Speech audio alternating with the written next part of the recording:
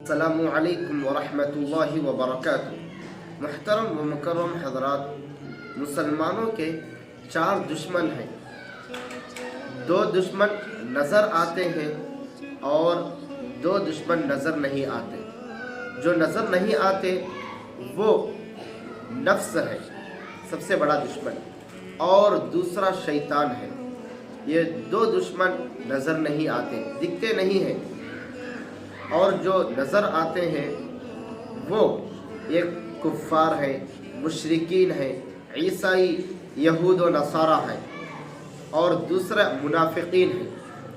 یہ چاروں مسلمانوں کے عزت کے بھی دشمن ہیں، مسلمانوں کے مال کے بھی دشمن ہیں، مسلمانوں کی جان کے بھی دشمن ہیں، اور سب سے بڑھ کر جو مسلمانوں کے پاس جو قیمتی دولت ایمان کی دولت ہے، سب سے بڑی نعمت جو ایمان کی دولت ہے، اصلاً یہ اسی کے دشمن ہے، ایمان کے دشمن ہے، اسلام کے دشمن ہے۔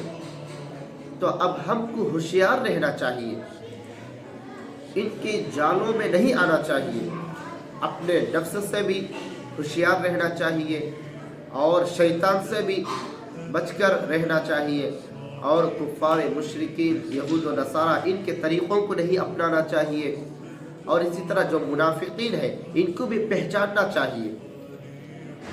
تو ان دشمنوں سے بچ کر اگر ہم رہیں گے تو ہم اپنے ایمان کی حفاظت کر سکیں گے۔